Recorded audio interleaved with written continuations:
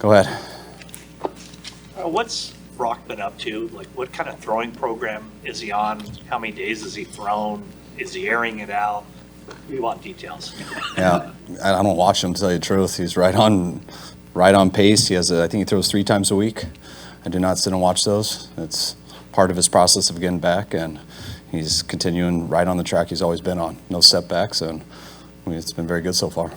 Is it your understanding, like, once training camp starts, that he'll be able to do stuff on the field with the team before he's fully cleared to go play football? I haven't asked any of those yet. We're taking it very slowly. It's not like you just jump out and push stuff. You're only supposed to throw on this date at this percentage, this many yards, and then you do a couple days later. And if you stay on track, it should heal the right way. And right now, everything's right on track, and so we don't go I don't ask 3 weeks ahead. You just keep trying to stay on that trajectory. Have you talked to him? How's his mental state? Great, I think. You guys can ask him, but I don't ask him how his mental state is every day. I see him every day, and it's pretty good. Just normal? Yeah, everything's normal. I know we want updates. I totally get it, but there are none. So I can make something up, but there are none. It's like just the next day of working out and rehabbing, and I don't get true involved in that. See him in the meetings, talk to him about football and stuff like that, what will happen when he's healthy, and we're just waiting for him to get healthy.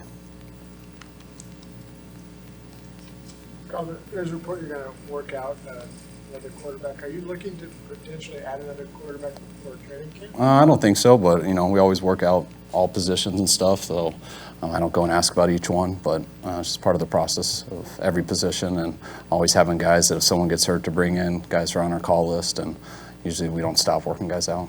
Why did you sign a defensive lineman? Have you had some injuries along the line? No, I know we wanted 90 for camp, and that's where we wanted our 90. We were a little heavy at receiver. Is Mia Davis okay? Yeah, he's all right. We pulled him out today. We're being safe with him. A number of guys like that. He's been here for a while, but we don't want him to go today. Was that a bad snap on the booty kick there? I didn't look at the snap. I'll see it when I watch the tape. I'm not sure. Definitely was a low kick, though. Couldn't believe no one blocked it.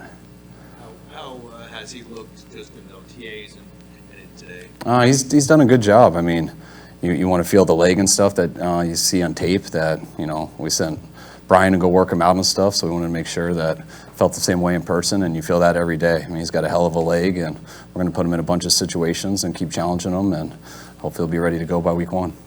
Kyle, what are your impressions of Javon Hargrave so far?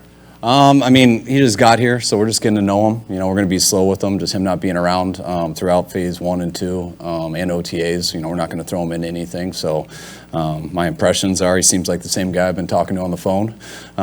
Seems like he's been working out, and hope he spends this week to kind of get acclimated to what we do, the way we do it, and just get used to the guys. And so he feels a little more comfortable when he comes back in training camp. Is Nick also here? Yes. And what are your conversations been like with him? Same as they are every year. How you doing? How's the workout been going? How's Florida? How's the boat? You look tan. Your legs still look big. What are you going to do today? I'm going to probably be in the weight room. The last 3 years, you've had like big money guys who are due for contracts and got them right before camp.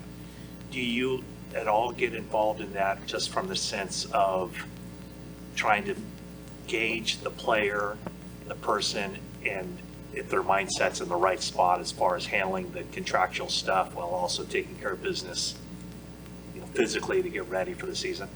Each guy's different. I mean, I try not to get in there, and if I felt they needed advice or something, just with the experience that I have going through this, I would.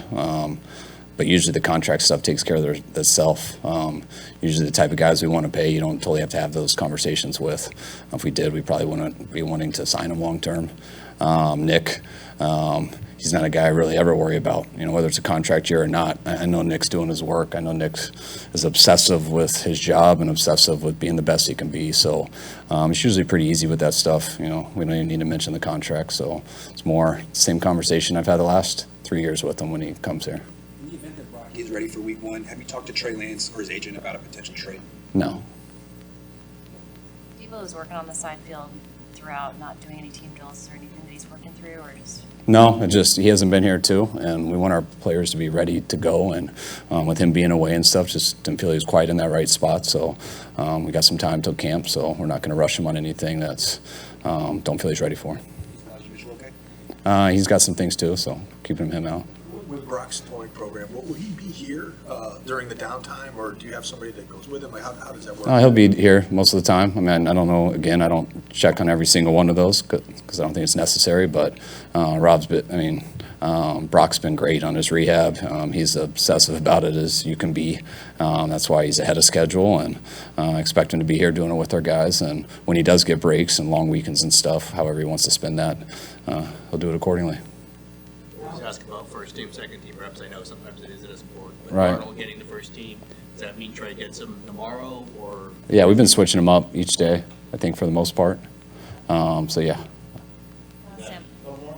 Sam Darnold come. Even competition at this point, where is that?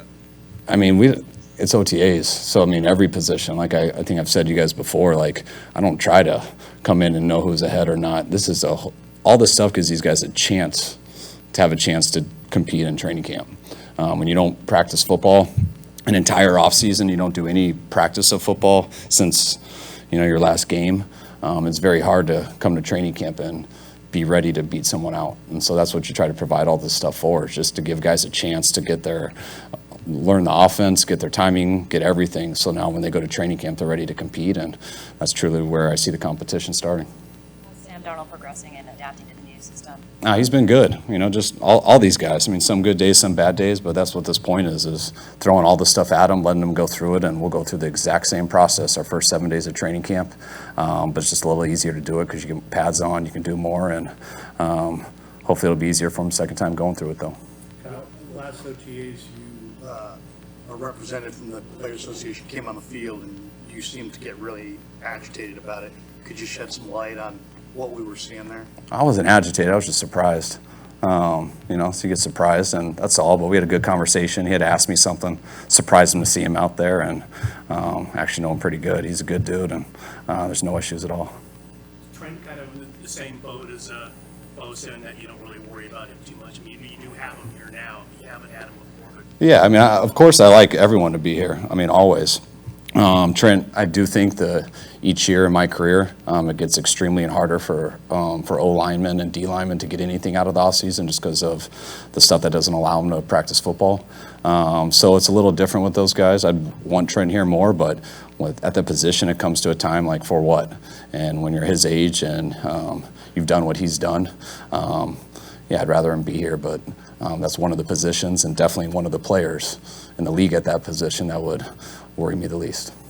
When you talk about quarterbacks having good days and bad days, is it a combination of, the ball isn't going where it should, or the actual, the passes are off target? Like, how do you define a good or a bad day during this time of year with those quarterbacks?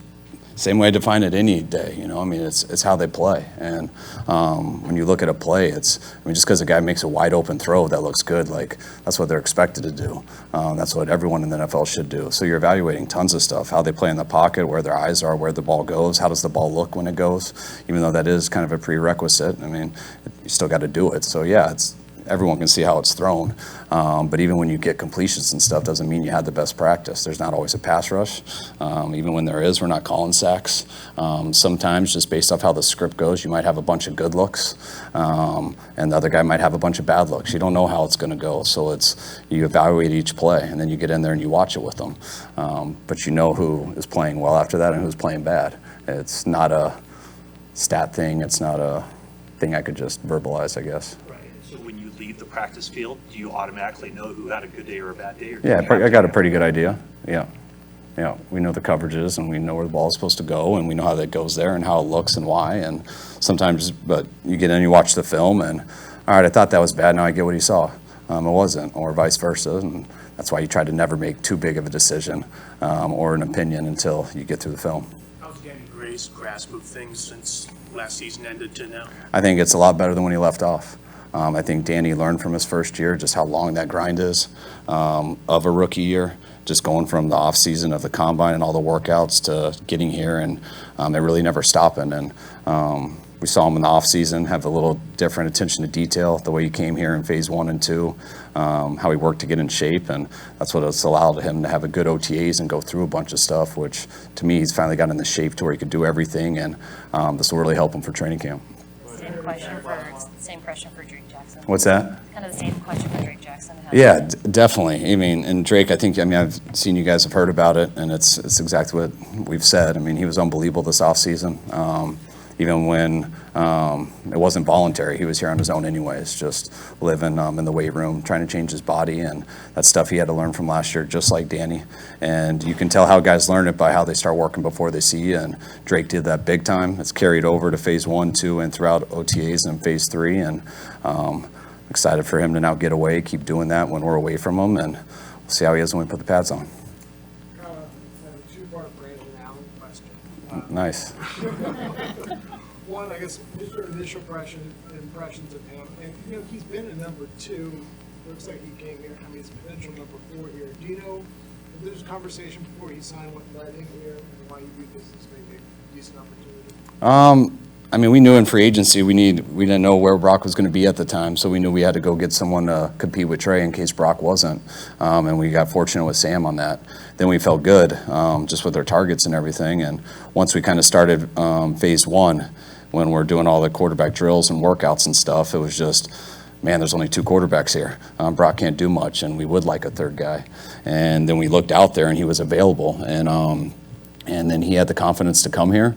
And then when we watched his tape, and we've always known about him, and we felt very fortunate to get him because he has been a backup in this league. And so when he came here and hopped in our drills, I think we got like 2 weeks with him, and I've been extremely impressed. The reps he's gotten, he's done very well. And he's obviously not just a camp arm around this league. He's been a backup for a while, but just how good he's done in his OTAs and stuff is going to give him a chance with us. Do you think that you have, and you will have, 4 quarterbacks who are going to be on 53-man rosters this season? That's what it looks like. I mean, we got technically the 4th guy was the number 2 for Cincinnati last couple of years. So, and that's the way you want it. We would have gone to college free. We could have gone the college free agent route. But when we looked into those guys compared to what was out there and the fact that Brandon was willing to do it, we would never hesitate to do that. Now, if someone like Brandon doesn't want to do it and the other guys that you think are NFL caliber don't want to do it, that is when you go the college free agent route. And but we feel our guys much better than those options. All right. Thank you, guys. All right. Thanks, guys.